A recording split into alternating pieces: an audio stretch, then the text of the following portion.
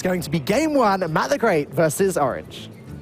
Okay, Orange opening up with his Warlock with that Shroom Brewer, which is basically a tech against Priest, and he's up against the Priest, so let's find out how this goes. This is very important for Orange's lineup to win this game. Okay, so Lorinda, first impression, Controller versus Priest. Who is the favorite?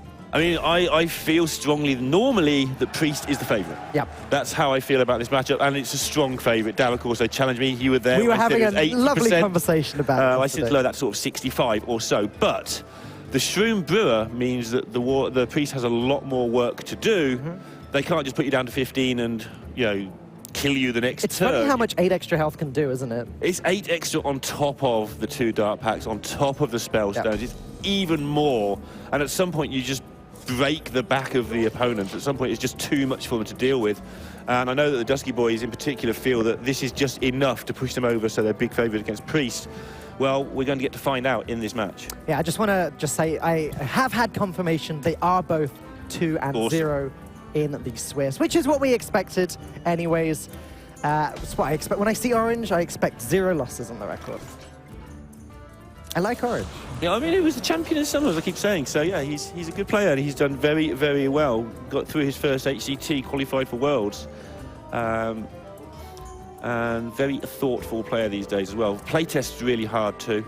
And obviously with like Hunter Ace alongside as a practice group partner, you know, those 2 guys are going to carry each other a long way.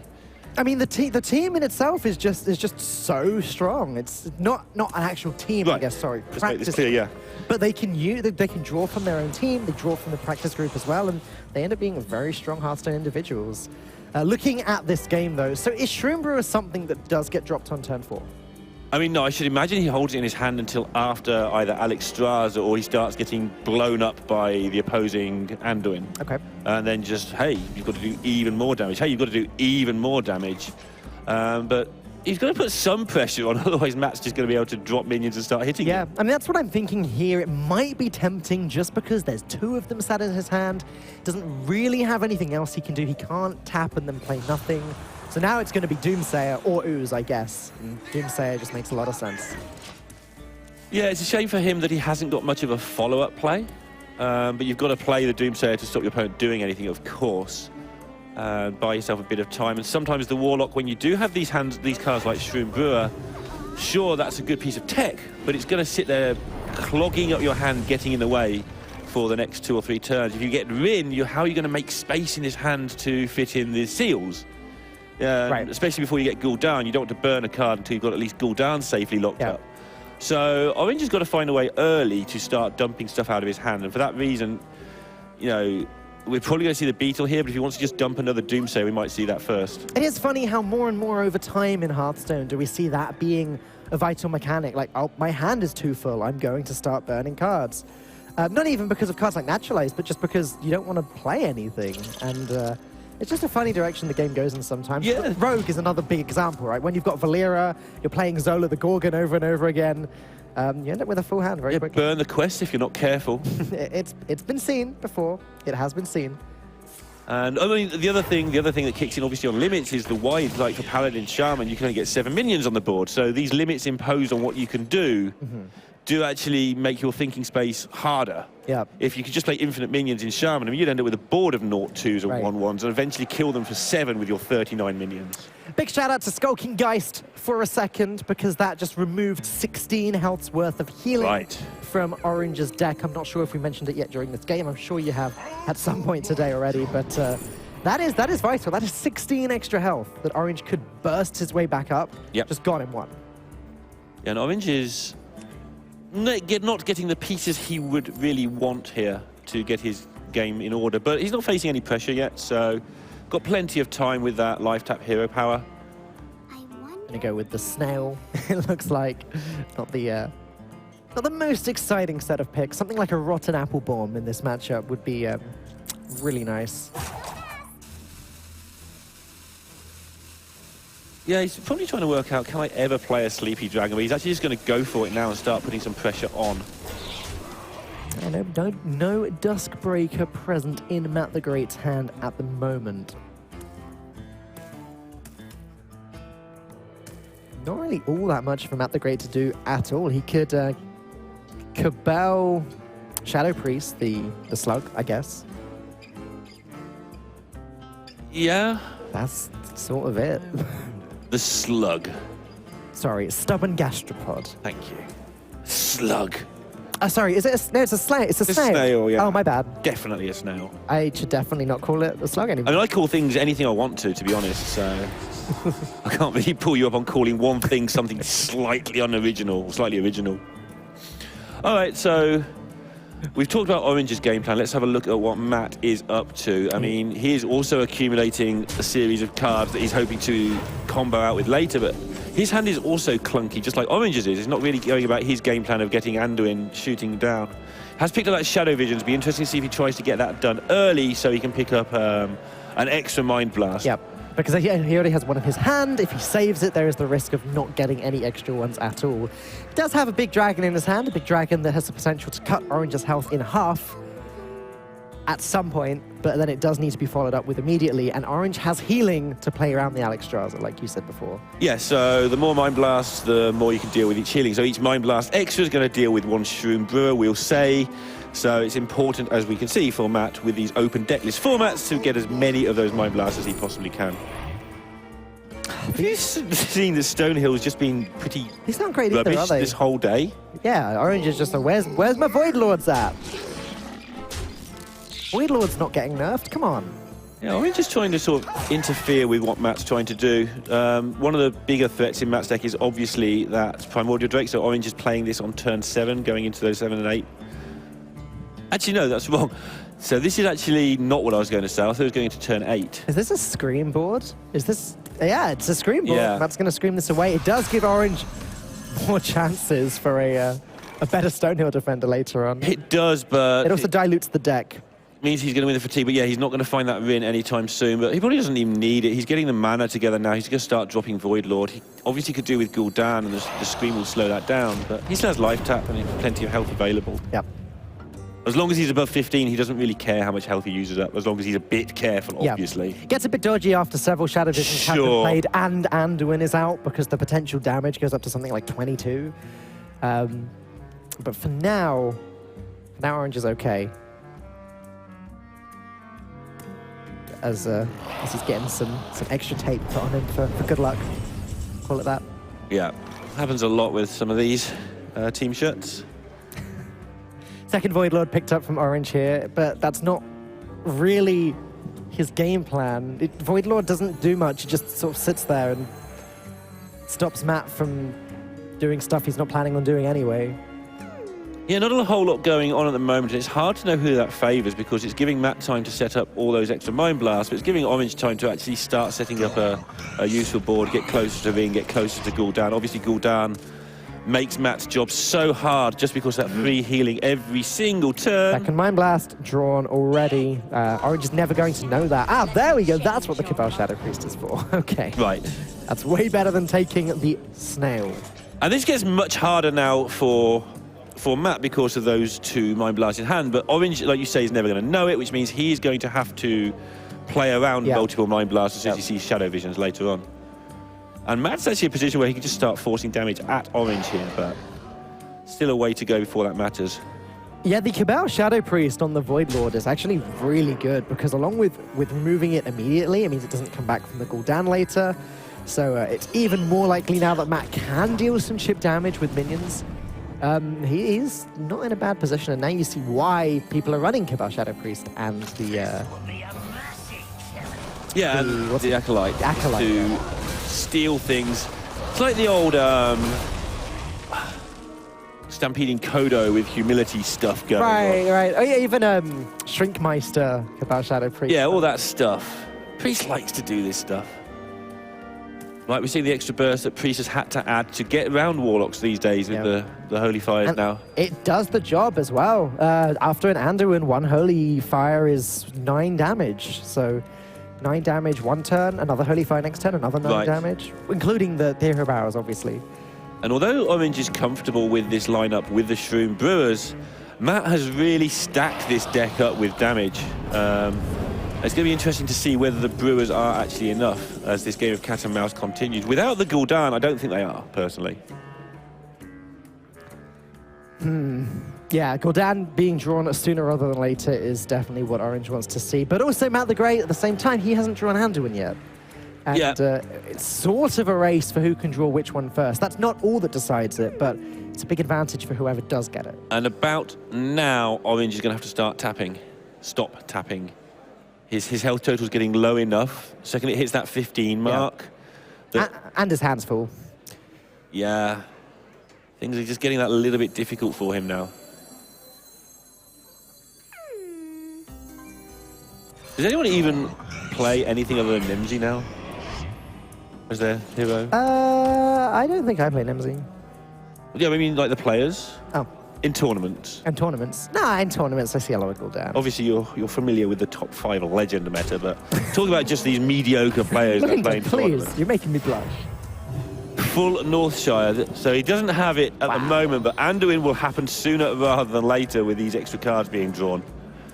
MattheGreat hasn't played either of his Shadow Visions yet, right? Like, obviously he's not played the one that he's playing now, but because I was going to say, up until this point, Orange has only had to play around 2 Mind Blasts at the most. Like, that's the maximum damage that MattheGreat could do. I guess 2 Mind Blasts plus a Holy Fire, maybe? Picks up a Scream.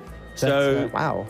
That's handy in some ways because it means that he can get around the Gul'dan Nightmare. But on the other side, if you play your Shadow Visions, one thing you can do sometimes is Shadow Visions into Shadow Visions into Shadow Visions, and ping, ping, ping, ping, That's ping. True. It's not as good since Raza got nerfed and then rotated, but because back then it was just almost infinite damage. Yeah, I mean, it's a lot harder now, but also sometimes this deck runs out of damage, although when you're playing the double Holy Fire, obviously that's not going to happen as often. The other thing is MattheGreat isn't going to want to necessarily play Psychic Scream because he's going to want Orange to think it's a Mind Blast. He snap-picked that Psychic Scream very, very quickly, and that's the assumption Orange is going to make. Yeah, so Orange is now worried about 15, so he's now having to heal, although he's healing the minion to keep the face clean. Wow. Whoa. That was a close one. Yeah, Orange was trying to burn that card. The That's other what the healing was about. Yeah, nice. That's a really interesting use of the card. Either way, it didn't quite pay off by the looks of things. No, but maybe he felt that he was in trouble because he has lost, because of the Geist so early, he's lost the Dark Pacts. So maybe his assessment was, if I don't burn it, I don't win. Look at that, look at that. He's really trying to burn it. It's also pushing MattheGreat closer to fatigue. He'll have seen the Shadow Visions burned, and Orange is going to be happy about that, though as we know, hasn't made a big difference. No, but it helps Orange's math now. He realises that there's at least one of those missing, so he's going to play around 15, which is the Holy Fire, the 2... And once Anduin has been played, that becomes 19. Yeah, once Anduin has been played, Orange is in a world of trouble, and he's hoping not to see it, but here it is. So Mind Blast, Mind Blast, Mind Blast, with a hero power at the start and end is 19 damage. Obviously, we know there isn't a third Mind Blast, but that's what Orange is going to be expecting that Psychic Scream to be. So he needs to heal himself up past 19 if possible, but I don't think it is it? Yeah, he's got the Beetle and the Siphon. Oof. But I mean, how does he win? Like, he can obviously Beetle, Siphon, hit face, but this is where the mind games that MattheGreat plays by holding onto that Psychic Scream make a big difference. Like, Orange now potentially has to make a really bad play to play around something that doesn't exist. Yes. Bluffing in card games. I mean, it's a big thing. It's underrated, especially at the higher levels where your opponent's good enough to recognize your bluff. Yeah. Like, don't try this at home on Ranked 10 ladder when you bluff things, because their opponent will just blank out on you and kill you. They won't bother playing around. Look at that, he's doing it as well. He's playing Siphon Soul on the Beetle to put his health above 19. To play around a card that MattheGreat doesn't have access to anymore. Ultimately, the more health, the better, because there is, Holy Fires, etc. So eventually MattheGreat will come out with that damage, but maybe that turn, Orange should have tried to develop more of a board and start pushing more damage to MattheGreat's face. Can Orange get in a position where he can draw? He's not quite there yet, but he has 11 on board. Yeah, he set up lethal last turn. He's got 11 attack on board, and he's got 6 from the Hellfires. That's the 17 required. Okay. Oh, wow, okay. So just for a moment there before that Holy Fire, Orange actually was threatening to win the game. Unfortunately, the Holy Fire does so much work. Yeah, now Orange is basically dead unless he taps into a miracle or draws into a miracle. I can't think what those miracles would be. And it's very difficult with Priest to actually set up a 2-turn lethal and have it guaranteed go off, because they've got the Divine Hymns. MattheGreat hadn't played one of them yet. It was so likely he was going to play that, or Holy Fire, as did happen. Yeah, I mean, Orange gave him a chance to make a mistake there. The Holy Fire just didn't have to be played just yet. You could do it the other way and get the Mind Blast in first. Sure. But Matt is well aware that Orange is basically out healing unless he's got a Spellstone handy, which he hasn't. Right. So... And again... Getting himself out of double Hellfire range is important. Orange's hand has been sort of stagnant for some time, so Matt's got a good hunch that there's double Hellfire there. And again, both Dark Pacts have been removed from Orange's deck by Skulking Geist. That's it, just going to be 1-0 to MattheGreat. Well, there you go. 1 point to Lorinda, I guess. Well, I don't think I ever called it in particular, just, yeah, he is showing that he is a good player. I just meant the matchup in general. Oh, the matchup in general, sure, but Orange is happy that he's teched against it, so, yeah. I think in general that matchup is Priest favoured, but when you've got that double Shroom Brewer, there's a big difference occurs. But that was a weird game, because both players drew kind of badly. Yeah. I just... The card MattheGreat drew, which I think made one of the biggest differences, was the Skulking Geist. Just being able to remove both Dark Pacts before Orange had the chance to play either really reduced his total health in the long run. So, counter queue time for Orange, and it's difficult because he's supposed to win that one. Yeah. So what does he play to beat the Priest now then? Paladin is not the answer. I can tell you that much. He's going to play Priest himself. That was the only other option, so... Yeah. Priest, Mirror, and you never want to be... It's going to happen a lot over these next... Well, we've still got 7 rounds, including this one of Swiss, followed by top 16. Right. So over the next 3 days, we're going to see a lot of mirror matches being very important. It's very important distinguishing. What was that word? Great word. Can someone please They'll clip add it that? to the dictionary at some point. Someone clip it. But so in Conquest, if you lose the mirror match with your best deck, it's not really an issue, because you then win the next game with your best deck and it's 1-1. Right. In Last Hero Standing, if you lose the mirror match, which this now is, you lose the match a lot of the time. Shadow Reaper Anduin in both hands. Is that vital in this matchup, do you think? Doing that as soon as possible? I'm not a priest-on-priest expert, I must admit, but I mean, getting Death Knights in other mirror matches tends to be really, really important, yeah. I can't think of a mirror match where it's not. Right. So let's go with yes. Yeah, I agree. Just the extra damage. It's sort of risky because it does prevent you from healing anymore, but I guess if you're the one applying the pressure, right, you don't have to heal. Both players have drawn both Twilight Drakes too, so this is going to be a high-action game, I would expect. MattheGreat's hand is significantly larger than Orange's hand, and he has the Mass Dispel. Right, Mass Dispel is going to turn those Drakes into 4-1s versus his 4-7s. This is a big deal, but now they're just going toe-to-toe here. But will Orange be tempted to play it now? I think he does. Kill off one Twilight Drake. I think it's such good tempo to do this. You don't even need to attack into it. It's great. And the Pyromancer's still a 3-3. Now he's got Psychic Scream, which he will think's crucial because he can put stuff back into Matt's deck to slow down the Anduin draw, but as we can see, Anduin is just there and ready to go. Orange gets the bad news, there's another dragon in hand. Orange coming face-to-face with the Dusky Boy. Who wins? Or does the universe just implode? Interesting to me that MattheGreat did opt for the Duskbreaker last turn, destroying the Pyromancer. And what else does it do apart from maybe kill an Acolyte of Pain? That's what I was thinking. Yeah. Oh, yeah, okay, sure. So over the course of the game, there aren't that many targets for it, so it's just, let's get it on the board and do this. Joke's on you, Orange, says MattheGreat, as they both still have a Twilight Drake in their hand. They've got really similar hands. Yeah. And the Geist is actually going to just be good. I mean, it's a poor stats for 6-mana card, but 4-6 in the mirror match in Priest is actually okay as a minion. MattheGreat does have Twilight Acolyte plus Cabal Shadow Priest. I wonder what he's going to be hoping to hit with that combo. The biggest thing he can find, I mean... Looking like Twilight Drake, but it's a little bit early. Yeah. Geist just holds the fort for a moment. It's almost as big as a Twilight Drake itself. Duskbreaker seems playable this turn. The Twilight Drake would have to take some damage, but at the same time, Orange can get rid of Skulking Geist with his Pyromancer, finish the job with Duskbreaker, and then just go face with the 4. I don't mind that too much at all. turns the Twilight Drake into a 4/4, which isn't particularly weak to anything that Priest has. Yeah, it's interesting. Orange is going to draw some cards.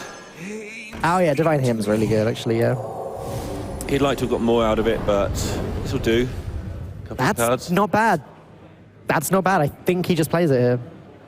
He just, hits face with the Pyromancer, plays Mind Blast, it kills Skulking Geist, draws another card. Sure. I know it's a lot of damage with Anduin later on, but it feels like, again, just really good tempo this turn. Well, Matt the Great knows. Oh, he doesn't know he's got it because there's healing available as well, and healing one of these could be very important as well. Not going to go for it. Yeah, see, I guess that Orange has decided he already has everything that he needs to win this game. There's no need to throw out a Mind Blast. Yeah, and these, I mean, 4/7s are just so hard for Priest to deal with. Yeah, it's true. So if you can push a bit of damage here, you don't need to necessarily do the Mind Blast thing later on.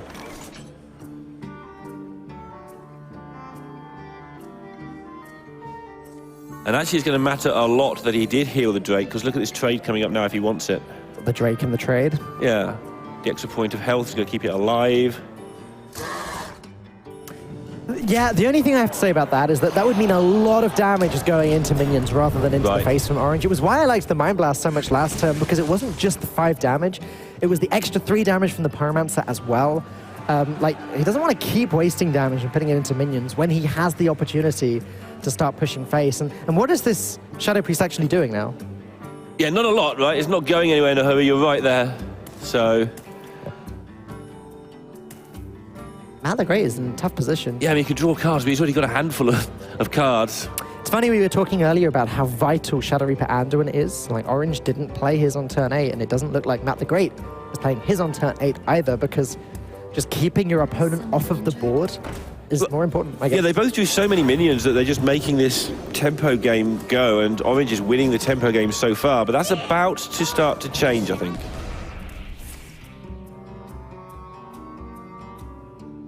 Sort of, but the thing is, Matt the Great hasn't actually dealt with anything Orange has. Orange still has the ability to push 6 damage into the face and also develop Anduin. And Matt's on the get more damage plan, but he's going to get a lot of damage in his face in a minute. I would imagine this is a pretty good turn to drop Anduin, actually, because Orange doesn't suddenly take a bunch of damage because he drops it. He's still got the board. Orange needs to work out what the last turn for Matt meant, because Matt had a very nothing sort of turn. Just play some bits and pieces, don't really achieve anything. You know, fill my hand up with yet another Shadow Visions draw. Orange can possibly read quite a lot into that. Thing is, eventually, if one of these boards gets too big, eventually someone clicks Psychic Stream. Go away. Well, this is kind of what I was implying, is like Orange may be able to realize that Matt hasn't got it. Okay.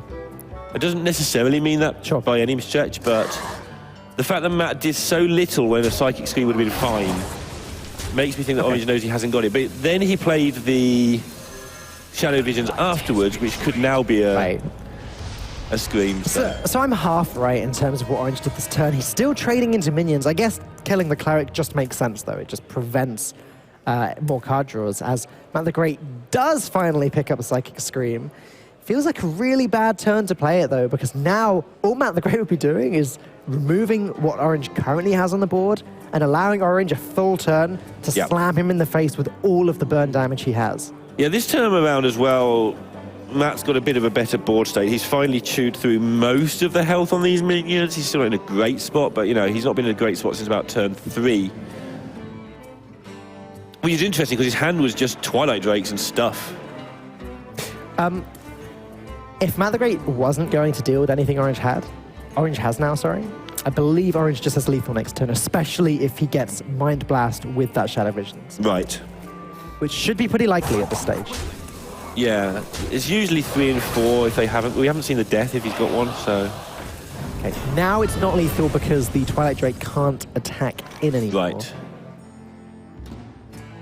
But it's close. It's 16 damage, I think, with the Mind Blast. Yeah, I mean, with Cast Division, we can see he can just go for it and he'd win over a couple of turns. Oh, it would be 14 damage, sorry, because he won't have the 2 mana to do the extra ping because of Shadow Vision. Right. So it's 14 damage. I mean, we can see there is no Divine Hymn in Matt's hand, so if Orange just started going face now, he'd probably just get it done in a couple of turns. But Orange doesn't know that. He's got to play as if that Matt has got that second hymn. Orange has a few options here. He could play his Primordial Drake just to remove the Cabal Shadow Priest and just hit the face once with the ping. He could press Panic Button, although I don't think that's necessary just yet, the Psychic Scream. Yeah, I mean, now it's 16 damage next turn. If Orange can ping the face twice this turn, then it's, as we can see, guaranteed almost. Anduin would allow MattheGreat to heal a little bit, but now MattheGreat can just regular hero power out of range and he'll be fine. Yeah, by fine you mean hanging by a thread. Oh yeah, by fine I mean not immediately dead. Yeah, but he has, I mean, he's got a handful of stuff as well. Orange's hand, beyond the damage you've counted a couple of times, is running low on stuff slowly. That's true. But can Matt establish enough going on? He's going to need to divine him if he's going to survive, I think. Oh! That's not quite lethal just yet. No, but it's such a step towards it now. Yeah, I mean, Orange can just ping a Holy Fire ping this turn, and MattheGreat, I don't think, can heal out of range of that. MattheGreat can heal for 7 with his hero power and then Anduin, but that's such a defensive, such a weak play. Shadowy thoughts. Yeah, Orange will be seeing, like, making sure that the ghosts don't exist here. Things like Alex Straza into divine him and hit you for 7 after Alexing is probably something Orange is at least considering right now. Yeah. Because if Matt gets out of range and kills you next turn, that's a big accident. So, although it's easy for us to sit and just go kill him over 2 turns, 7 damage with an Alex backup is a lot to worry about. And Matt's done nothing all game. There's a great chance Alex Straza's there. Orange is, yeah, well, clearly he is afraid, as you are suggesting he would be, because he's playing this so defensively. And there's also a combination of being afraid and being so far in front you don't want to lose to the sort of low percentage chance. Of course, Orange was well known a while back as one of the best Raza Priest players in Hearthstone in its entirety. He is very adept with this class. Right. Yeah, and it does seem that Priest players are a weird breed of their own, and when you've got Hunter Ace on your team, who is definitely a Raza Police player. They're called the Dusky Boys. Right, they're named after Duskbreaker. Oh, yeah. I get it now. That's good.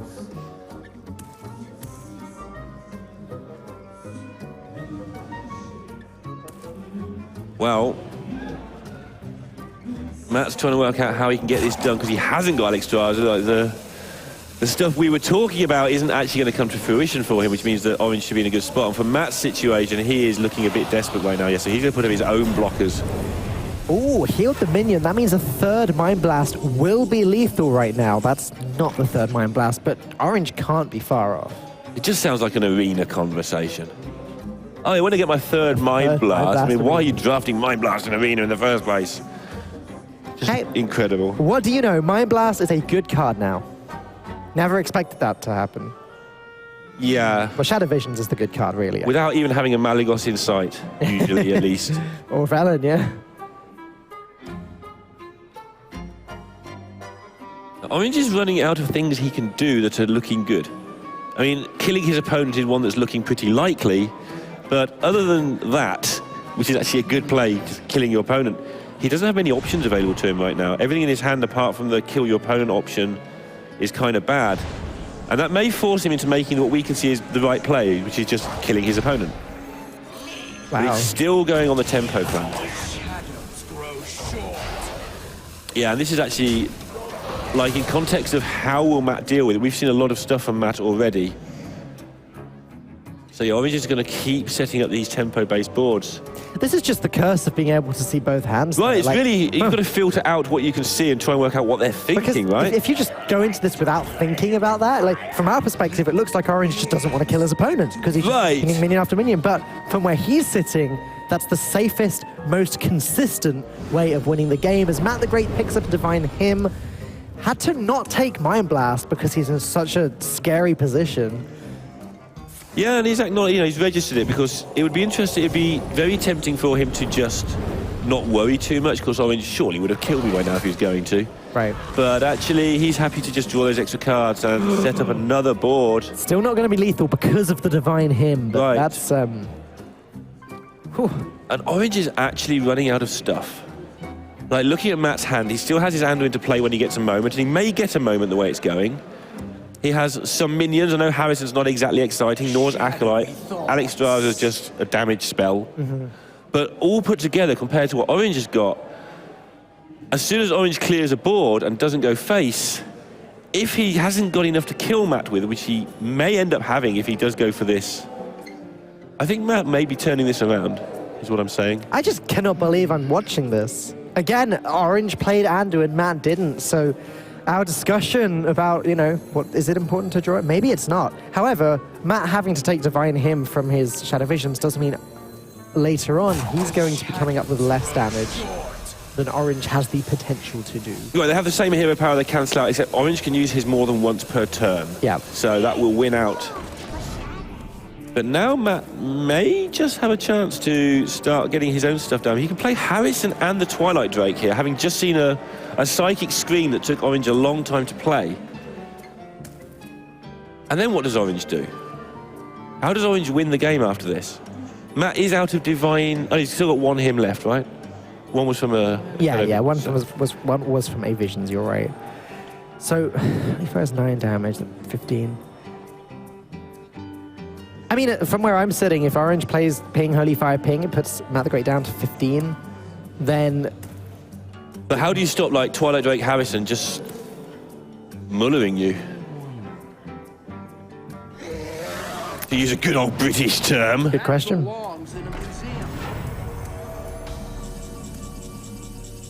So Shadow Visions into Mind Blast is the plan, right? Yeah, that's still only, what, 19 damage? And not even this turn, it's 19 damage next turn. And at what point do you stop killing minions because you realise you can't kill them all? How has this game turned into this? I mean, Matt just concentrated on tempo. He concentrated on making sure that Orange couldn't kill him next turn. He didn't get greedy with the Mind Blast. He took the Divine Hymn with the second Shadow Visions. Yep. And he concentrated on making sure that Orange constantly had problems. He didn't get greedy with his Anduin. He recognised his role of I'm the guy who's about to die. And it's turned into a really close game.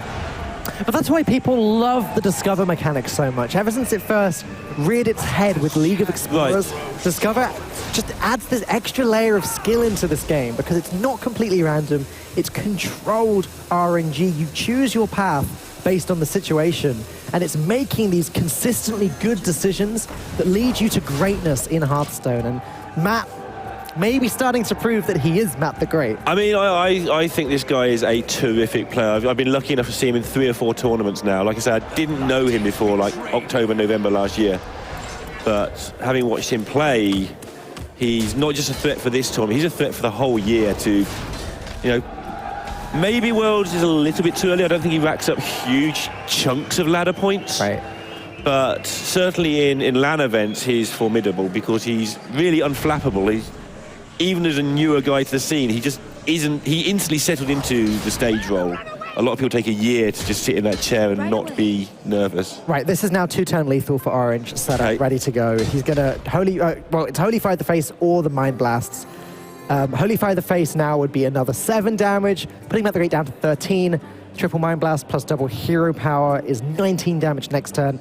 And from where I'm standing, Matt the Great has no way of healing up from 13 past 19. Yeah, so he needs to draw that second hymn or he's just going to not win. Regardless of which way around Orange chooses to do this, it should be... The one that jumps out to me is the Holy Fire first. It should be the 2-turn lethal. Yeah, we should say, like, Orange has navigated this, which looks really awkward from where we are, but he's taken a route that he considers safe.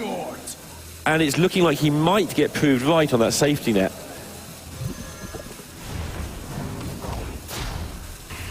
Okay. Well, now the 3 cards in hand is just 15 straight up. Yeah, making sure that the defensive Alex Straza doesn't do it.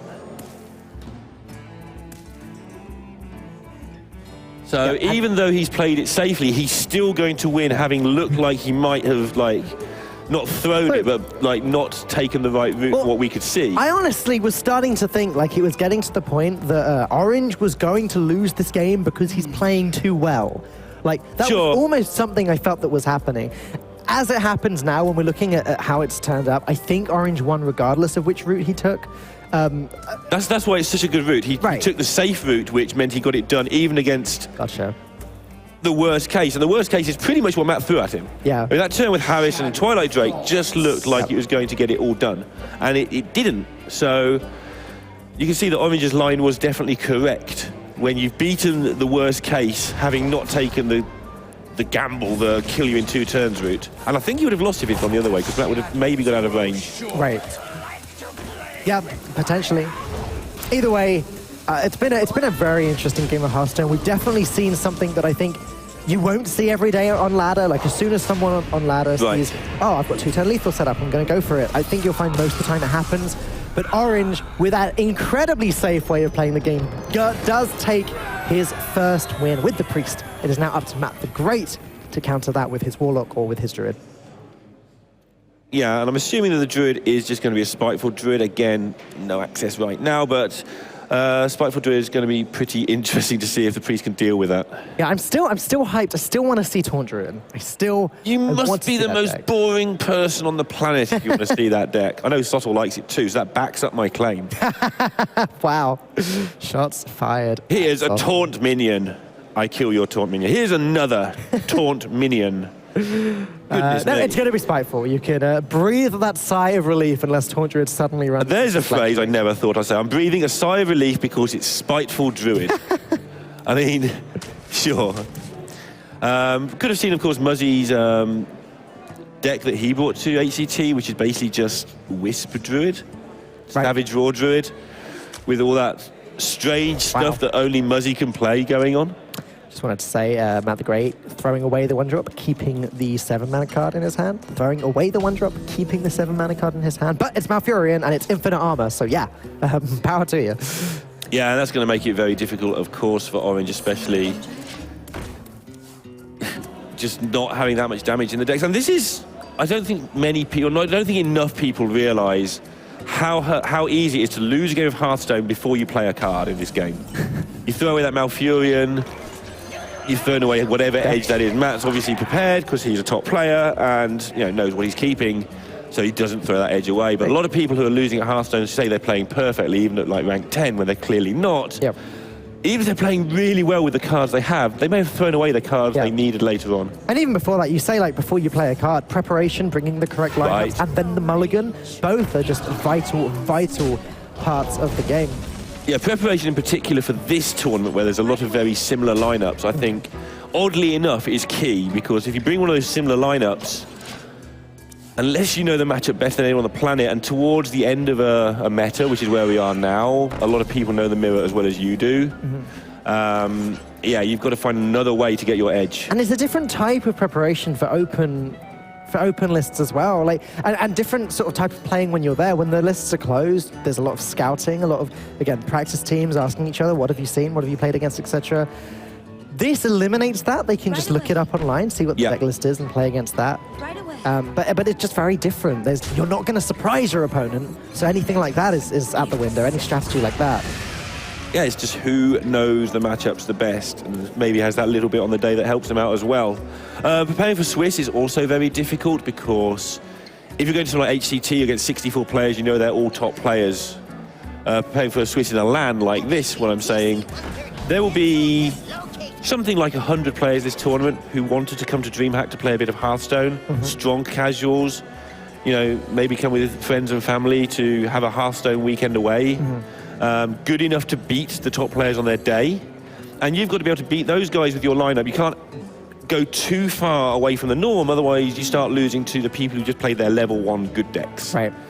So you've also got to have a lineup when you hit that top 16 can then beat the best players in the world. Such a difficult balancing act as the players kind of go through the motions, play the first few turns. Mind Control Tech just being played down for tempo against the 3-3. Now Orange plays as Twilight Drake, a little bit off curve there.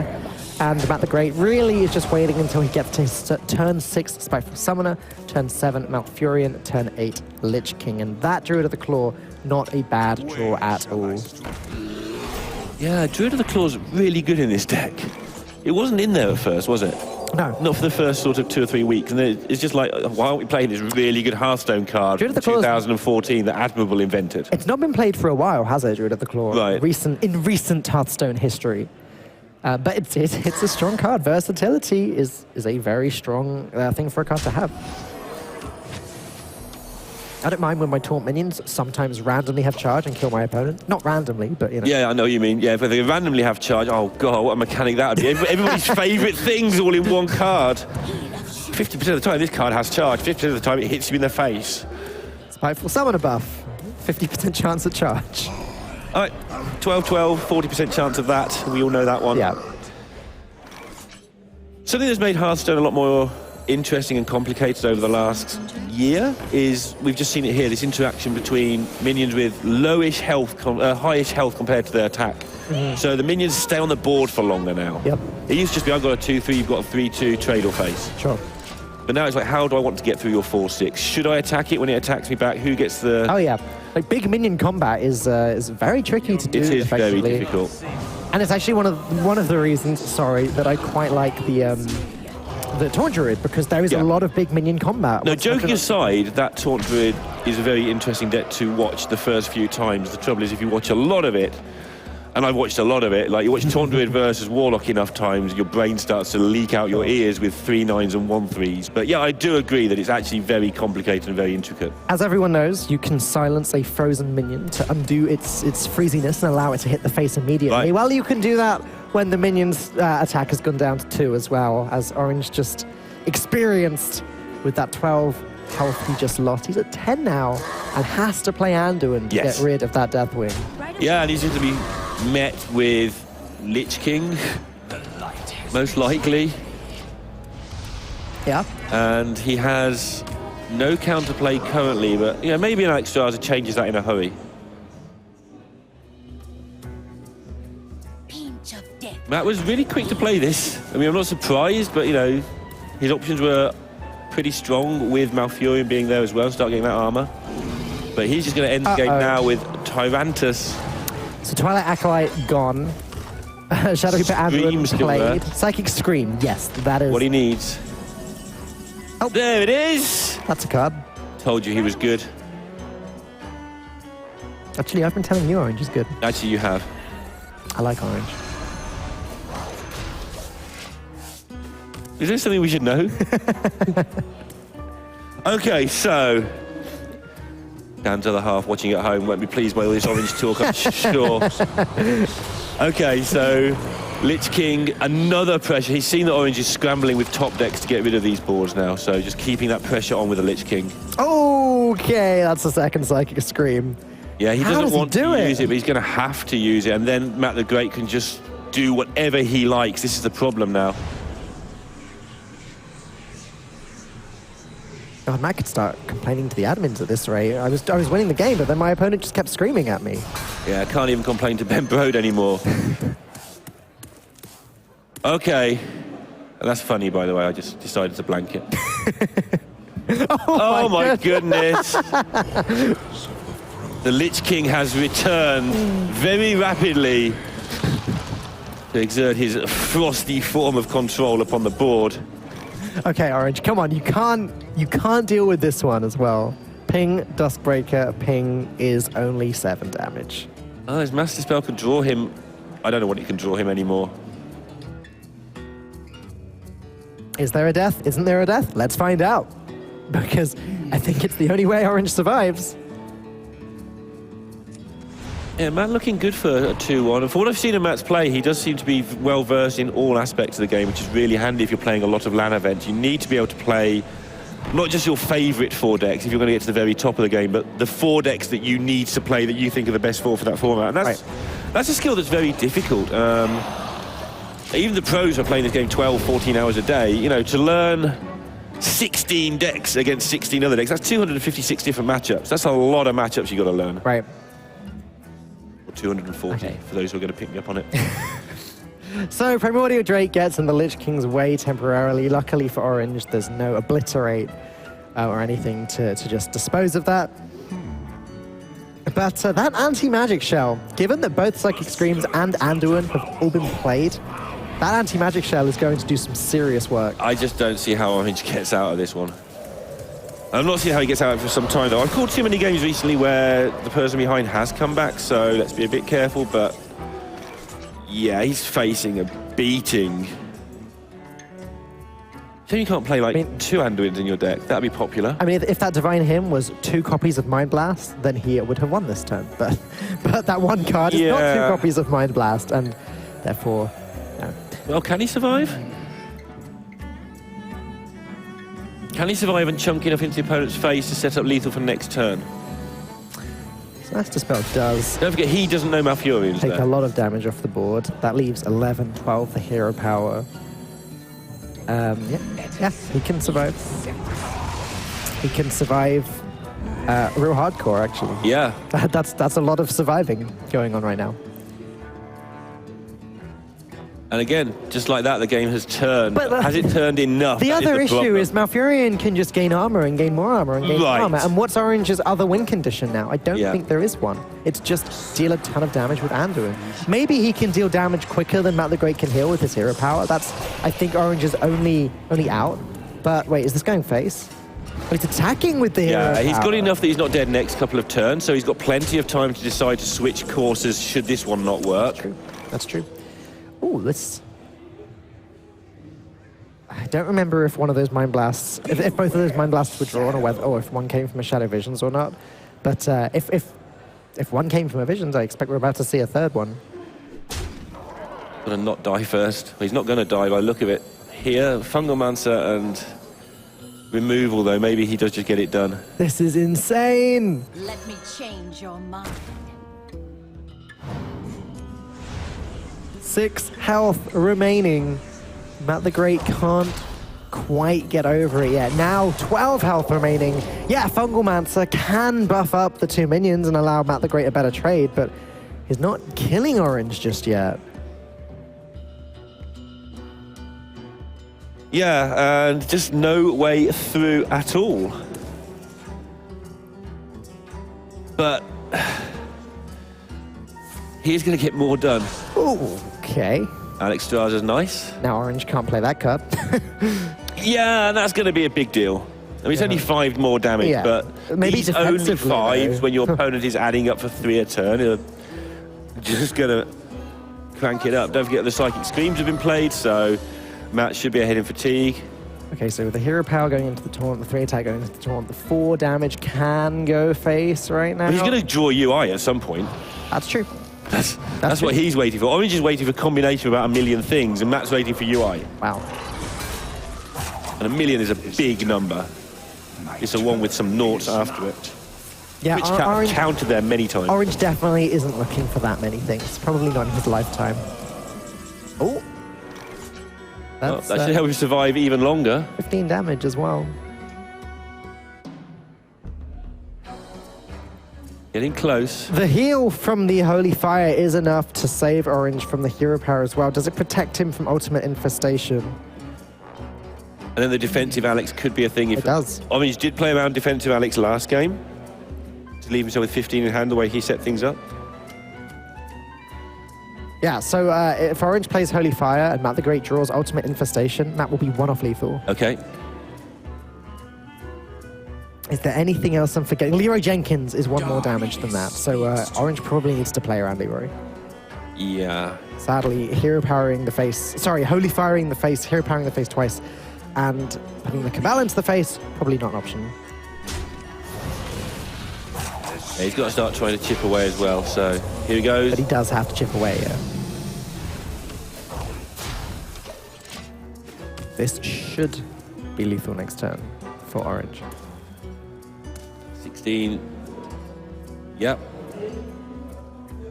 He's managed to get that done again. Seriously? Unless Orange runs Squashling and MattheGreat can Death Grip it. Just to heal for it. Wow. Now that is convoluted. Yeah. And this is looking like game over to me as Orange 16. does manage to sneak through this 2nd win in a row with his priest, putting MattheGreat on the back foot. Matt really not happy about that. Big eye roll there as he now has to play his Warlock against the priest, something that clearly he did not want to have to do. And it's difficult to see where Matt didn't win that game. Maybe he could have got Malfurion down earlier and started armouring up earlier. Maybe that's the thing, but then he'd have lost the board. He wouldn't be putting the pressure on that it looked like it was going to get over the line. It got really close. Honestly, the turn Malfurion went down, I didn't like the hero power to the face. I would have preferred to see him start armoring up, because long term, how does Orange win if he's not just dealing a ton of face damage with Mind Blast? Maybe the argument is that he can't heal up fast enough to beat Orange's damage. It's more like, I mean, when I saw it at the time, it's like, I'm going to try one attack to face to see if I can set up a lethal and then go defensive. Sure. But the way things transpired, that extra one tank up may have helped. Orange did draw Psychic Scream on Psychic Scream 2 consecutive turns to clear lethals off the board. Yeah, but then MattheGreat picked up the Lich King again immediately, which was a very entertaining couple of turns as we go into the final game. There's Gul'dan. Wow, helpful. You are an Orange fan. It's 2-1 and we're going into the final game. Oh, sorry. Goodness me. Oh, well, there's Anduin. So both players with the Death Knight as the leftmost card. That was completely unintentional. That's great. Okay, sorry, so let's see how Matt manages his healing. See if he's got the Shroom Brewers or not going on would be a big thing. Most people don't, of course, so. Dreamhack atmosphere all around us. You can probably hear noises from other games. We're in basically what is a gigantic esports convention. It's not just Hearthstone here at Dreamhack. There's a lot of other stuff going on. I don't even know, but it's French commentary, something behind it. It's just always the best. If you're a video game fan of any capacity whatsoever, Dreamhack is just a great place to be. And there's so much. I was watching some Overwatch earlier. That was really exciting. There's all sorts of stuff like that going on. Yeah, plenty of games. And it's not as much a convention as some other lands either. It is basically an esports festival with party thrown in. The convention side is there. There's great new tech to be explored, but it's not in your face like maybe some other lands we could go to. Right. So, Gul'dan versus Anduin. You think Anduin wins this? I mean, yes. No, I don't. I think Gul'dan wins. But it depends on the tech. It depends on whether the Geist comes out and when and if, etc. We saw that in that first game where, you know, Orange just ran out of healing as the Warlock because the Geist took away so much of those Dark Packs and then just got it going. Both Spellstones drawn by MattheGreat has to be beneficial. Orange struggled in that first game. I don't think he got his Spellstones in the whole game, from what I remember. But this means that one Hellfire is going to buff both of them. Yes. Whereas Hellfire is actually usually a net loss with health if you're just buffing one Spellstone, because you take 3 damage, you're only improved by 2 health later. It's now going to be a game, as are Cabal lackeys when drawn. As we saw in that first game, like, you shouldn't neglect the tempo. I mean, earlier with Darek, I was saying that it is just posturing to some extent. It ends up all getting stodged up and you get on with it and get on with the actual game plans. But, you know, if one of you can deliver 10, 15 damage and it sticks, you know, it can make your opponent have to use their cards in a way they don't want to.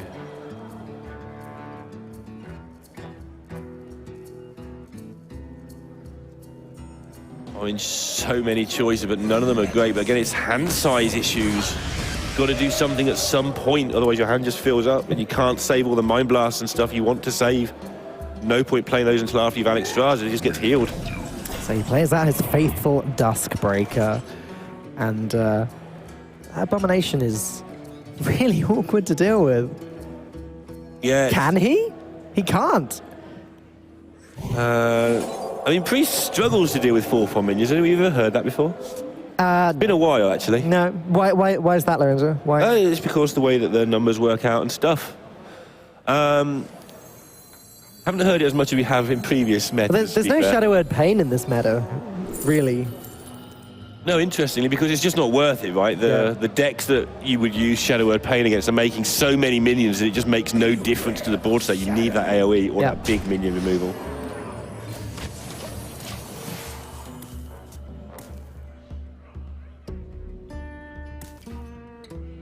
Well, there go the Spellstones again, if Matt wants to just drop the Kobold anytime soon. Yeah, that's not going to work out too badly in the long run for MattheGreat, not at all. There you go, there's the full 7 damage lifesteal available. Yeah. Phantom Militia's not bad as well. The only problem is if it gets Psychic Scream, just gonna things say, go yeah. really nasty, really fast. Phantom Militia's great if you want a deck full of 3-mana 3/4s. I mean, if you've got Rin already, you probably don't mind a deck full of 3-mana 3/4s. True. To be fair. They all have Echo as well. Because so. the rest of your deck is just stuff. And that's got most of the things he needs. Although there is a cube there, so even though this is playing like a control lock, this is actually probably not one. Yeah. So many hybrid builds now as well, it's a bit difficult to tell from the hands. They may be Doom Guard, they may not be Doom Guard, they may be Leroy Jenkins. Probably not Leroy Jenkins, but there could be a variety of Leroy Jenkins would be great, wouldn't it? Do it on ladder. Oh yeah, he can't kill me from here, bosh. If you're playing on ladder, Lorinda, it's charged to Devil Saw. I'll have you know. Oh, that deck. Where did that deck come from, the Charged Devil Saw thing? It was played in the Australian Major. I forget. Sorry, the Australia Tour Stop. I forget who by. Charged Devil Saw. But now with the Witching Hour, it's had a bit of a buff. Yeah, because you get it back and hit them for 7 again. You play the Witching Hour, doesn't do its and thing. then you cube it and naturalize it immediately. It's 21 damage. Anyways. Good God. That's pretty scary.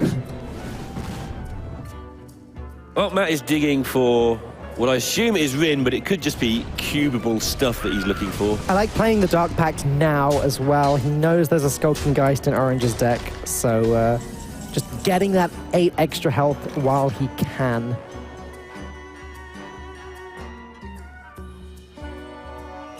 Meanwhile, Orange is assembling the damage pieces.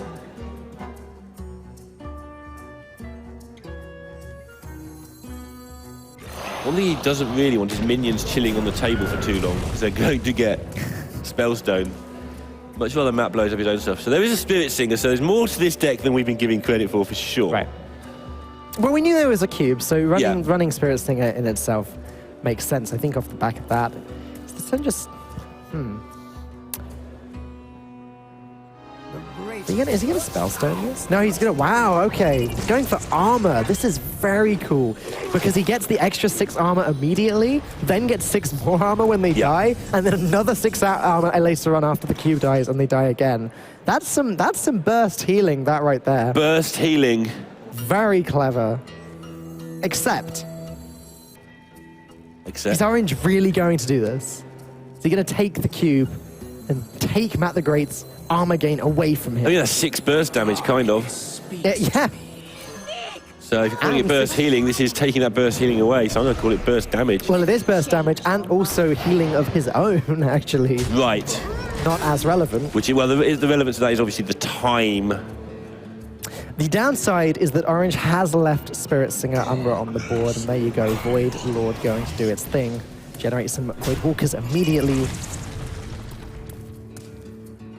I'd be kind of surprised if MattheGreat trades this Beetle in. Maybe he wants to draw a second cube and play it. Wow. Same effect, but no, he's going to do it. He's got 40 health right now. And these are those board states we were talking about a moment ago, which is just stuff with high health versus stuff with high health.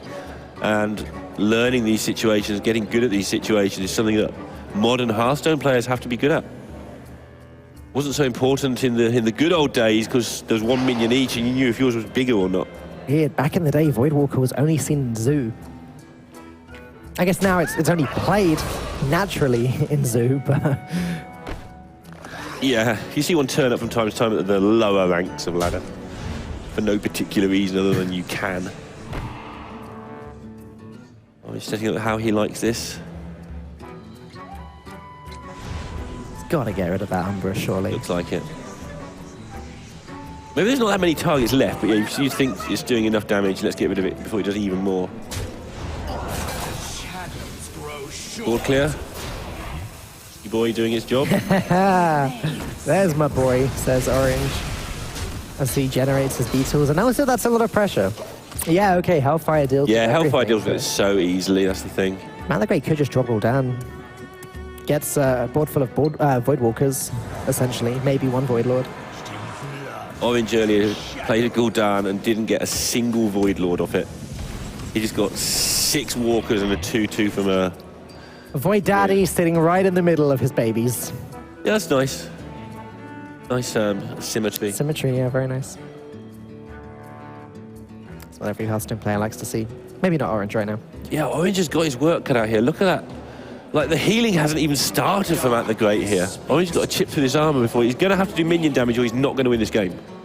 He can't get it all done with the blast. It's just too much. Yeah. I mean, what makes things worse is that MattheGreat only has 25 health. A lot of his total health comes from the armor, which means he can hero power a couple times and actually gain even more. Yeah. The Umbra Beetle Q play was really smart. It's made a massive difference. If Orange hadn't stolen the cube, I think this game would just be actually over. But as he did steal the cube, it's pretty over, but it's not completely done. If Alex Straza can maybe connect face with an 8 damage hit, maybe somehow. Not sure how. Yeah, I'm not sure how either. But Orange is trying to navigate it so that he gets some damage out of his very few minions in his deck.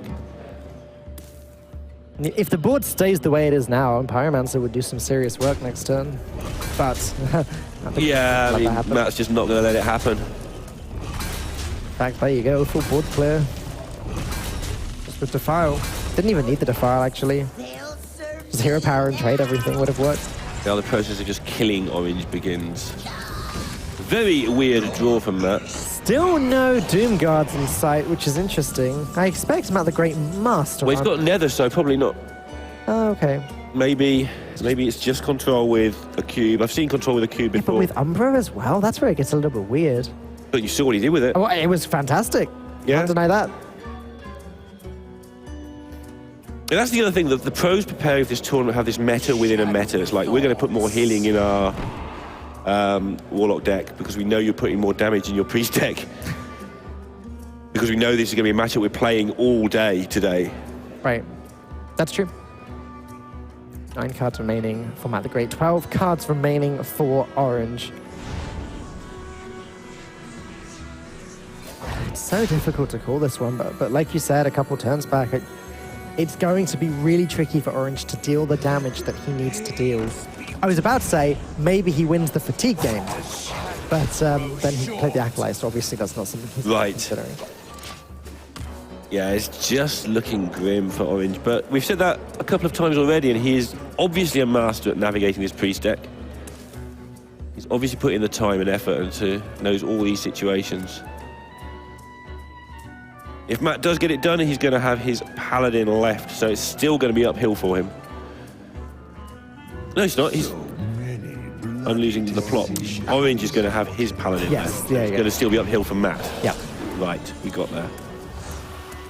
And that matchup can go either way, actually. Like, if Matt is playing the more control-y version, which he seems to be now, I'd say that's more favored to the Warlock than to the Paladin. Yeah, I'd agree with that.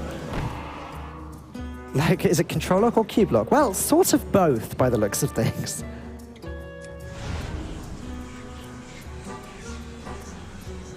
Yeah, it's basically control lock, but with like the cube and the Umbra thrown in. So starting to so I'm just sort of pausing there because basically it's getting really difficult to see how Orange can get this done. But he's still continuing the process of just making sure he doesn't take any damage. Yeah, I mean, he's controlling the board. Well, not controlling the board, but he's keeping MattheGreat off of the board just fine for the time being. Orange knows Matt's deck list from back to front, I have no doubt. And so he knows which removal tools to hold back and which ones he's safe to use up. Yeah, and the problem is now, well, the Twilight Drakes are more damage that Orange can find. Obviously, he can't win this game unless he connects with some minions a few times. That is the absolute key to what he needs to do. If he can connect with minions a few times, he will be able to still win the game. It's just a case of how he navigates it, so he sets that up. The question is, who runs out of threats? Is it MattheGreat or is it Orange? Well, Matt's probably got Rin hiding in here.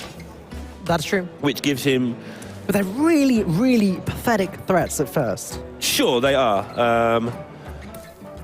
And Priest is good at dealing with pathetic threats. That's a very good point. But it's not so good at dealing with the mid-range and the bigger ones because you don't want to Psychic Scream them back in. and give even more seals and stuff going on. Right. No, you don't get the seals. I'm going crazy. Excuse me. No, but sure. But I do think there has to be an element of fatigue here because it's looking like one way or another, Orange is going to run out of cards. Probably not through Rin. Rin hasn't been drawn yet. It's too late for that. But still, Azari is a 10-10. This is what I mean, yeah. It's like the Rin is just good. He doesn't, like you say, he doesn't lose to the Rin. He loses to the things that Rin makes. Well, there's the second drawn Mind Blast as well. So 3 Mind Blasts in hand, 1 Holy Fire. The damage is stacking up. But I'm not counting 44 damage yet. That's the issue. Right, and you're not counting for the 2 Spellstones when you're saying 44 either, which are both maxed out. Plus the Siphon. There's a lot of healing in this deck from Matt.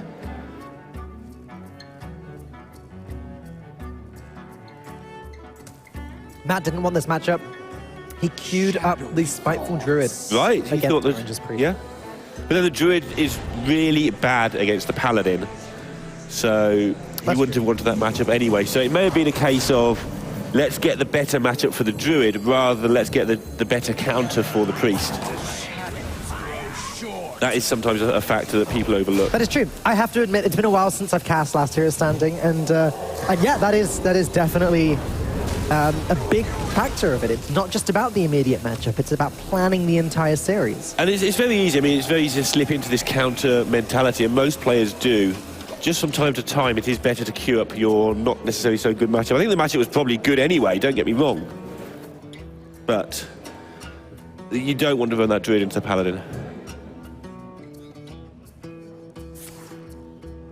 Okay. So yeah, Matt's just going to kill off anything he sees and say to Orange, you are not going to beat me with your burst damage. You have to hit me with a minion. How are you going to do it? Well, how is he going to do it with Siphon Soul waiting for Alex? How does anyone get a minion to stick from this point of the game onwards? They just don't. It's just empty boards, clear skies for the rest of the game. And Orange slowly, bit by bit, chipping away at that armor. Trouble is to gain damage. Yeah, the armor's going to go first. That's the key, right? When that's gone, Matt can only get to 30. Only. But the problem is it's going to take so long, and then he's got all this healing to go. I wonder if Matt will actually not even play the ooze and save it so he has a minion to hit with his spellstones, because that's a mistake I think could happen. Right. Is that Orange can get to the point where he just doesn't give Matt anything to kill later on. Okay. And then Matt has no way of actually using his spellstones. Sure. I guess he's got the Rin, so he's okay. But something he needs to watch out for.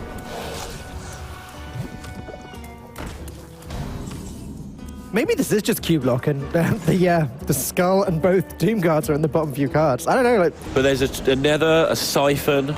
You're right. It's very strange. Definitely a hybrid build. Faceless Manipulator is just... Sure, that's really weird if it's control. So. I mean, there's no harm in taking the 40 cards or the 45 cards that go in those 2 decks and just splurging them together. I've done some of that, and it just ends up fine. We do like a good splurge. But the less said about that, the better. Okay, Orange is launching to get rid of this armor. He's realised that the clock is ticking. He knows that, assuming there is a Rin, which surely there will be, he has to get it done before that. Godfrey, just another full board clear at some point. If Orange did fancy filling up his board with something, then not going to happen. And save Orange. Well, Orange is actually going to run into the situation in a minute where he doesn't have... He has to start launching stuff at face because he hasn't got any hand space. Again, that's something we've talked about all the way through with Orange, but he's very good at making sure he lives on the edge of that hand space. What's the most efficient way of doing it? Is it 1 Mind Blast every turn? It's difficult because then their healing just kicks it back up. Ow. Wow, okay. Psychic Scream for absolutely nothing. It's another plated beetle. So yeah, if MattheGreat wants to at any point, he can just spellstone his own beetle, gain some armor. I imagine he will wait for a significant amount of time before doing that. Yes. And his hand space is fine. He's not going to wait. He's just going to get it now. Matt's not going to die at 31.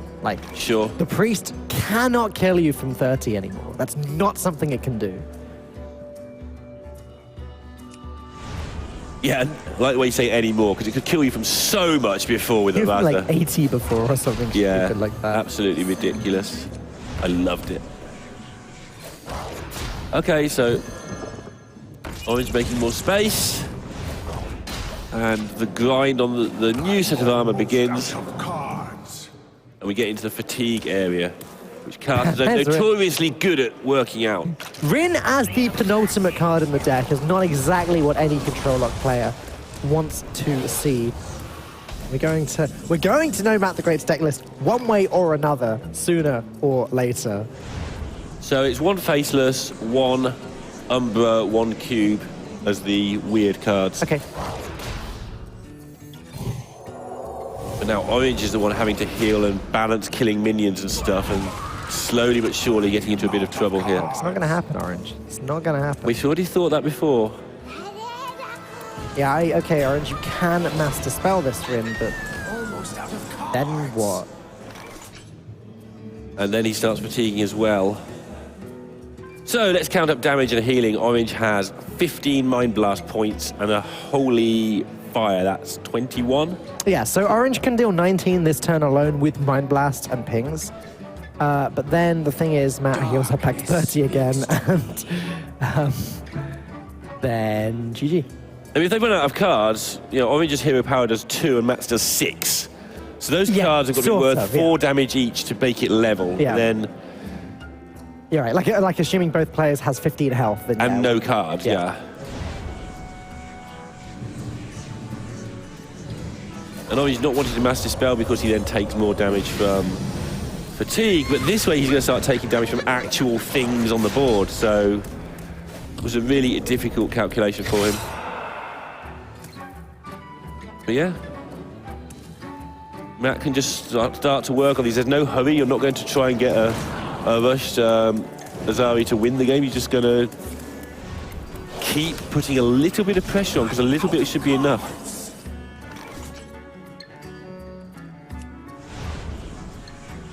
Every decision Orange is making, whether I kill a minion, whether I hit face, is so crucial. And at the same time, I don't think it matters anymore. Right. You know, Orange plays Alexstrasza, MattheGreat spellstones it, and then Siphon Souls it for good measure. Like,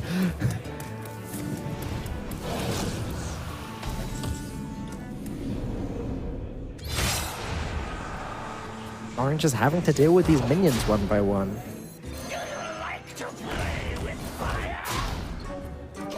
Matt hasn't gone below 30 in forever. He hasn't had a chance to use these spellstones. I mean, for the longest time, he didn't go below 45. Can he actually get this done? Like, if Orange can get a fatigue turn where Matt goes to 19, he just wins. I mean, That's a long way away, though. it is a long way Because away. after taking damage every turn, Matt heals for 3, so... And every little threat Matt puts on the board is a danger to Orange because he's taking fatigue of his own. Yeah. The thing is, whereas if Orange wants to deal the large amounts of damage, he has to do it in chunks, and he has to use up his cards and use his hero power multiple times. Matt just says, seal, hero power, your turn. Yeah. Until he's in any danger, then yeah, he spellstones. Yeah, he's got the spellstone to deal with the Acolyte if needed. But Orange clearly has a plan. He always has a plan.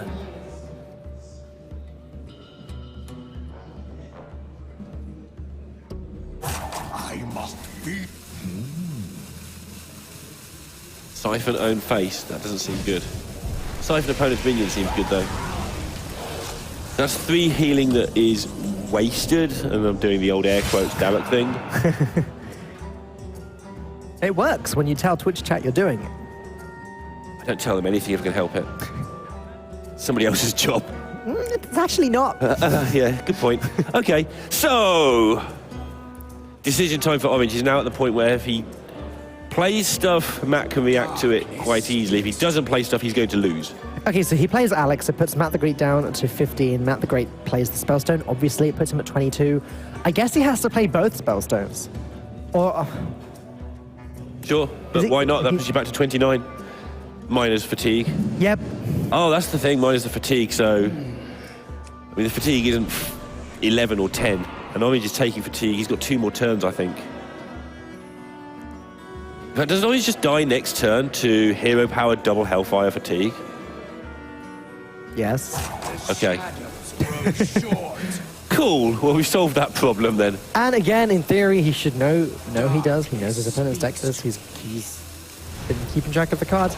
It's so difficult to do that, though, as a Hearthstone player. It's so difficult to track everything. And it gets harder as the day goes on because you played so many matches. So this is only round 3. By round 6, at the end of the day, you have played the same matchup 6 times or 12 times if it's reversed, and suddenly it just blurs into, yeah, I've seen some Hellfires, I can't remember when. And when one game goes as long as this one, it's very hard to keep track. And Orange just violently shook his head then. He knew the Hellfires were there. He didn't play around it. He must have forgotten for a second. I mean, the game went on a long time, right? You expect that somebody's Hellfired at some point to make those Spellstones 7. He would have known the Spellstones were on 7. Right. He would have remembered that. Right. And with that in mind, he probably thought, oh, one of them must have been a Hellfire. Yep. Something like that. That's how you forget things. You don't necessarily remember every single thing. Sure. You remember what led to everything, and therefore you work it out. To his credit, Orange came astoundingly close to winning that one against all odds. I think he came a lot closer than I gave him credit for while casting that game, actually. I thought it was over a while back, and no, he almost got there, but alas did not. And the Glass Knight is not a card I've seen very much in Paladin at all. Yeah, I think all of the Dusky Boys brought it in their lineups. We saw it earlier as well. We saw it earlier because we saw Orange earlier, okay. But it's difficult to deal with. Okay, you siphon it, it dies. And it's a really divisive card because it's basically just the same as the basic card that's 3/3, Silvermoon Guardian. Yep. Basically not, you very rarely get the Divine Shield back on the Glass Knight. Well, the extra attack does make some of a difference. Yeah, of course, right? yeah. It's sort of comparable to Piloted Shredder. Sort of. 4 mana, 4/3, both cases. You get a 1/1 with it because of the Divine Shield, but... Yeah, like okay, it has to be attacked twice. I can buy into that. If we were in a world where the Paladin did heal himself regularly in the deck with him, then it would be great. True Silver Champion sometimes does pretty great things, but in my experience, on average, the Glass Knight isn't good enough. But obviously, one of the best practice groups in the world disagrees with me. So what does Orange want to do here? Does he want to play a second 1/1, but because he only has 1 2-drop, or does he want to play his 2-drop next turn? He's answered the question before I've had the chance to. I like putting as much pressure on the board as possible, but I think what Orange is trying to do here is not make his board look that threatening so that he can potentially drop Blessing of Kings on turn 4 and get away with it. Alternatively, there's playing around Doomsayer as well.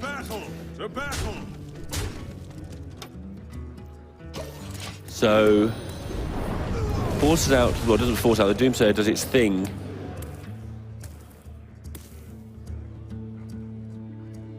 And Matt looking in a good spot, but you kind of always look in a good spot as Warlock against Paladin. Then they start silencing your stuff and smashing you in the face with weapons and charge minions and buffs, and you don't feel in such a good position anymore 10 minutes later. It's the equality avenging wrath, right? It's the fact that Void Lord's Death Rattle triggers after the effect concludes. The Wrath does like just so much burst to face, like 5 or 6. Yes, if it's just a Void Lord on the board, then it's 7 damage to face, equality avenging wrath, and that can just be lethal in many cases. It will just be lethal. As the Glass Knight comes down, MattheGreat can deal with it pretty easily if he wants to. If he wants to use Hellfire, which he doesn't. Because Hellfire is so valuable against Paladins, so... Yeah, make the Paladin make his move. What do you want to do? I've got Twisting Nether on turn 7. You know, change my mind. Right. Well, what are you going to do to make me commit more to this board before that point? Obviously, there's loads Orange can do and will do before then, but Matt's just not hurrying the issue. Why? Why should he? The Glass Knight with Blessing of Kings is potentially insane. Just not against Warlock, really, because of the aforementioned Twisting Nether. Yeah, then you do start getting the shield back from time to time. Right. That's it. Any deck that doesn't have hard removal is really going to struggle to deal with that. This Warlock deck has a lot of hard removal. It's pretty easy removal a lot of the time as well. Okay, so Orange has finally got a coherent-looking board which dies to Hellfire. That's your first point of reference. Second point of reference is, do I just want to play Lackey and Dark Pack, but no, hurry up, get this lurker down. Well, I was going to say, I think what Matt has to do is sort of say, okay, Hellfire is the obvious play. Is there anything in my hand, anything that can allow me to hold back that Hellfire one more turn? But Spellbreaker, this puts another 3 health minion on the board. That's fine. Yeah. And yeah, I take some damage, but I'm not in any sort of real danger until I get into the low teens. If you're playing the Warlock in this matchup, anything that forces out a silence before the Void Lords start coming down is a big thumbs up from me. Forcing out the Blessing of Kings, the same thing. You know, it's just getting rid of those really key cards that are supposed to hit you in the face. Sort of. The difference is now Matt has to deal with Blessing of Kings. He does. Which means he may have to play his silence. He may. But he only has to deal with like 2 things for silence for the whole game anyway, so... That's true. And Hellfire does the job. Yeah, he's worked this out beautifully, this game, so far. He could even Lackey coin Defile. No, he doesn't have a Defile in his hand, sorry. That would be beautiful if he did. Yeah, it's a Warlock without a Defile in his hand. What's this all about? I know. Again, that patience paying off. He managed to make that Hellfire last 2 extra turns. He's managed to hold on to his silence because of it. He's managed to get rid of a Blessing of Kings with it, and he's still in the 20s, so doing absolutely fine.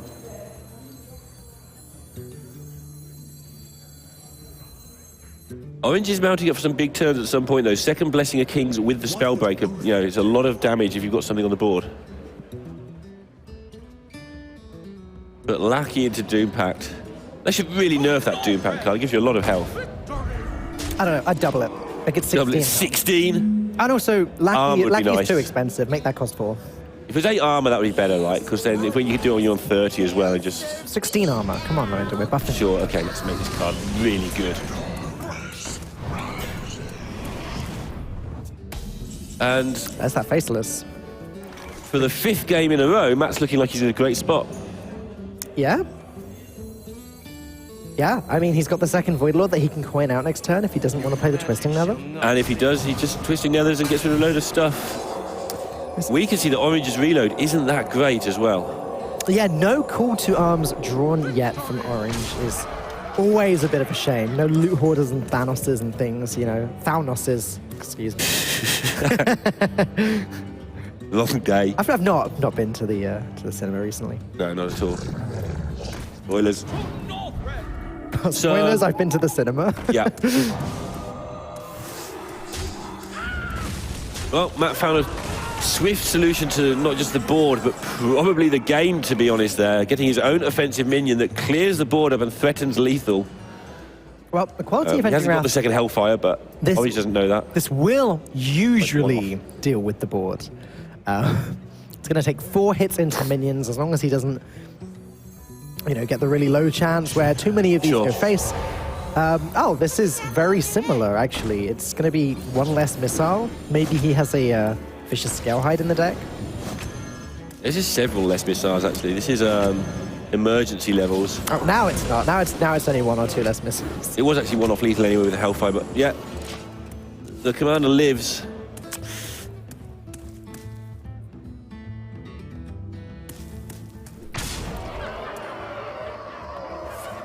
And I don't think Orange thought the Nether was coming there because of the way that Matt played the previous turn. Matt really sort of clung on to that Nether. That said, this True Silver champion is going right into the dome. It really is. And Orange is looking for that equality to go with this Avenging Wrath to get some damage into that face. Sunkeeper Tyrant can also do some serious damage against Warlock, you know, reducing a Void Lord to a 3/3, and then his remaining 3/3s trade into the 1/3 Void Walkers really nicely. But he needs a board first. And also, I think Matt might be tempted not to play Void Lord here. He may go Swamp Ooze into Stonehill, into Cheap Taunt, and just say your Avenging Wrath is only 5. Oh, or he may just play that really good Hearthstone card he just picked up. That is a good Hearthstone card. Can't disagree with you there. Yeah, and Orange's reaction says what he thinks of this. Summons 139. There's the equality. Wow. It's not looking like quite enough damage yet. That's 7 damage to the face there, but the Void Walkers do spawn afterwards, so the True Silver can't go face as well. Yeah, and then next turn is just Dark Pact, anything I can find, start shooting you for 3, and things should work out okay. still not over. Matt's got a little bit. He's got to take a little bit of care, like you say. This burst damage from the Warlock is pretty big these days, but still looking in a good spot. This Tarim's awkward in the extreme to deal with. Yeah, well, again, this is a perfect illustration of why Tarim is good in this deck. It's now a board of 3/3s versus a board of 1/3s. Hellfire does deal with it pretty Hellfire is nicely, also a good card in this deck, yeah. And Hellfire with the Stonehealer's back up here is going to defend. I think Matt might have needed that. He was just starting to struggle, but he has the Defiles as well. So there's quite a lot going on there. Okay, so Stonehill didn't get anything as cheap as he wanted, but has got the Chain Gang for next turn, just to go as wide as possible. And not even scared of taking damage down. Quite happy to just draw into more stuff. Oh, there's a Spellbreaker as well. So, Saronite Chain Gang doesn't really do all that much here. If there was the mana for it, then Equality plus Spellbreaker plus... Oh, sorry, it'd be Spellbreaker first, then Equality, then Avenging Wrath would be beautiful. Oh, it doesn't matter now. Sorry, the Spellbreaker doesn't matter because Void Lord is gone, but... Orange is getting close. He just lacks the resources to finish the job. Yeah, Spellbreaker having to be used preemptively, not where you want to be either. Not hitting a Void Lord. This preemptive Spellbreaker tells MattheGreat the hand, by the way. It's like, why does he need more than 6 mana next turn? Sure, yep. What is his hand? I know what his hand is. It's that thing that they do, Equality. I think it's a giveaway. Not that Orange could do much about it. But also... Yeah, MattheGreat doesn't have an easy way of playing this board. Second Spellbreaker's gone. Void Lord being in the way makes it a lot easier.